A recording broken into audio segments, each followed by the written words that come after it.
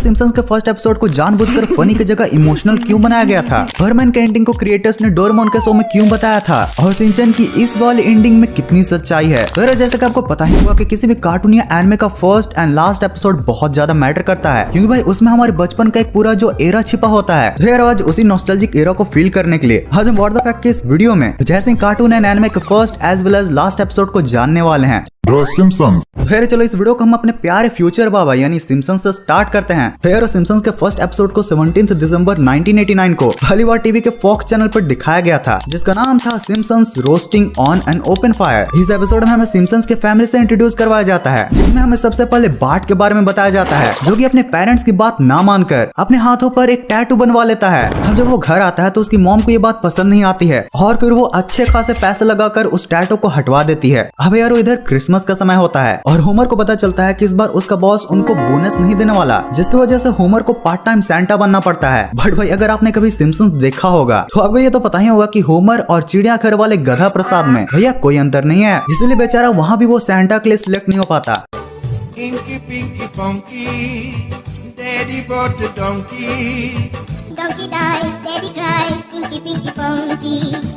अब सारी जगहों से धक्के खाकर होमर एक लास्ट टाइम अपना लक डॉग रेस में लगाता है, जहाँ भाई वो सिर्फ हारता ही नहीं है बल्कि उसका डॉग रेस में एकदम लास्ट आता है। पर फिर भी होमर का दिल साफ होने की वजह से वो उसे भी अपने घर में ले आता है। अब एपिसोड लास्ट में हमें ये दिखाया जाता है कि without decoration and Christmas tree Homer की सिचुएशन समझकर सभी फैमिली मेंबर्स हंसी खुशी अपने फैमिली टाइम को एंजॉय करते हुए क्रिसमस मनाते हैं। सच में सिम्पसन्स का ये फर्स्ट एपिसोड फनी होने से ज्यादा इमोशनल था, हाँ, जिसमें बहुत ही अच्छे और प्यारे प्यारे मैसेजेस भी थे। वैसे यार हाल ही में 21 मई 2023 को सिम्पसन्स का 750th एपिसोड को दिखाया गया था, जिसके इंट्रो सीन में सिम्पसन्स में आए लगभग 750 कैरेक्टर्स को इंक्लूड किया गया था और ये सिम्पसन्स के 34th सीजन का एंड भी था। बट यार 1 अक्टूबर 2023 से इसका 35th सीजन भी लॉन्च हो चुका है, जिसके भी अब तक 10 एपिसोड्स आ चुके हैं। एंड भाई ओवर द डिकेड्स इसमें सच में कई इंप्रूवमेंट्स किए गए हैं, मतलब कि कुछ ज्यादा ही जलवा है हमारा।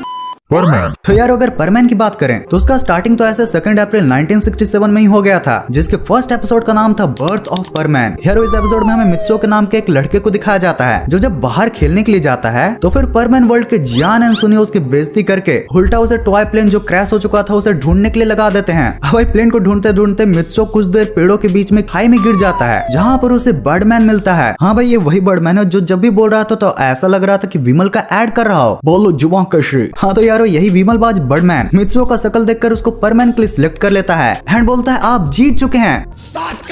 नहीं उससे भी बड़ी परमैन बनने की अपॉर्चुनिटी, जिसके पर्क्स के रूप में उसको मिलता है ये हेलमेट, बैज एंड ये रोबोट बॉडी। अब शक्तियां मिलने के बाद बर्डमैन उसकी टेस्ट ड्राइव टेस्टिंग अपने मीन फ्रेंड्स पर करता है, जो कि भाई उसका पर्दाफाश करने के लिए उसकी हेलमेट भी खोल देते हैं। बट इवेंचुअली हमारा बंदर बॉबी आकर बर्डमैन को सस्ते जियान एंड सुनियो से बचा ही लेता है।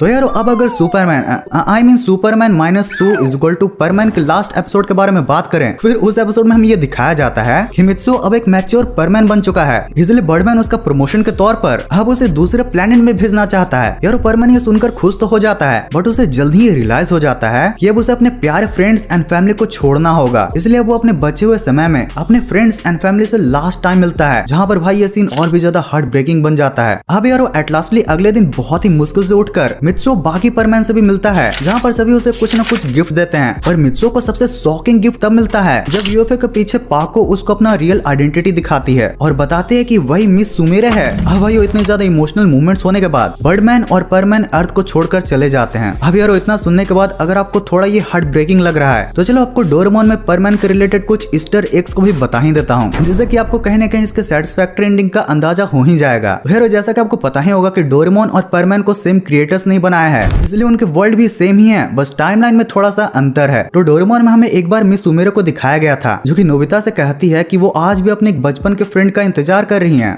ये मेरे बचपन का दोस्त है। अरे ये लड़का, जब हम बहुत छोटे थे तो ये मुझसे बहुत दूर चला गया था, लेकिन मुझे यकीन है कि ये एक दिन जरूर वापस आएगा।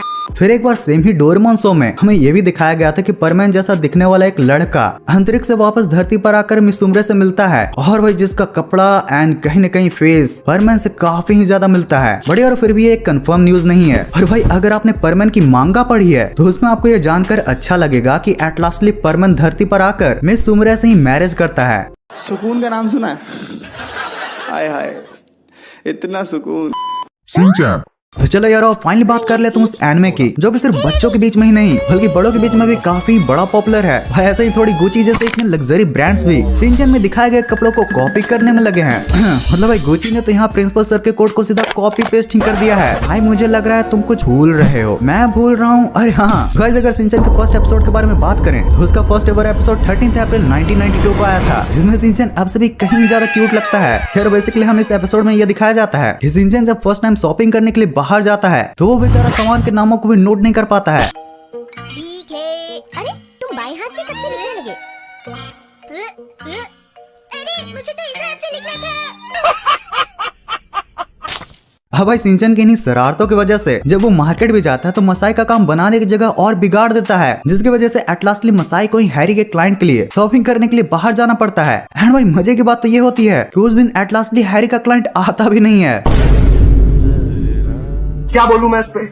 क्या बोलूं क्या मैं इस पे? मैं कुछ बोल ही नहीं सकता। ओके तो यारो, अब अगर शिनचैन के लास्ट एपिसोड के बारे में बात किया जाए तो भाई आपने इधर उधर या फिर कहीं से भी शिनचैन की वो रियल डेथ स्टोरी के बारे में तो जान ही लिया होगा। बट भाई सिर्फ ये एक झूठी थ्योरी ही है जिसका कि प्रूफ आपको कई बार शिनचैन की मूवीज में भी मिलता रहता है। जैसे कि शिनचैन की 2013 की मूवी विलन एंड दुल्हन में हमें शिनचैन एंड हिमावारी दोनों के फ्यूचर को अच्छे से दिखाया गया है। हाँ जानता हूँ उसमें शिनचैन का फेस नहीं दिखाया गया था, बट भाई फिर भी कम से कम ये तो बता दिया गया था शिनचैन एंड हिमावारी बच्चे से बड़े हो जाते हैं। तो यार अब इतने इन्फॉर्मेशन के बाद कुछ मीम्स तो बनते हैं ना। सुनियो के साथ गलत हुआ। हेलो सर, क्या आप हमें ये बताएंगे कि आपने ऐसे टेढ़े मुंह वाला लड़का कहीं देखा है क्या? नहीं भाई, मतलब लिटरली पूरे डोरेमोन शो में मुझे अगर कोई कैरेक्टर पसंद नहीं है तो वो भाई सुनियो ही है। भाई इतना तो सुनियो डिजर्व करता है यार। Teacher versus student gone wrong. तुम इस बर्ड का नाम बताओ। सर ये तो नहीं पता। तुम फेल होते हो। तुम्हारा नाम क्या है? तो आप मेरे पैर देखो, मेरा नाम बता। हैकर है भाई, हैकर। अरे भाई साहब क्या दिमाग लगाया भाई। मम्मी 4 स्वेटर एक्स्ट्रा पहना दो पर ये पहना के स्कूल मत भेजो। अरे भाई ये मंकी टोपी भाई सच में।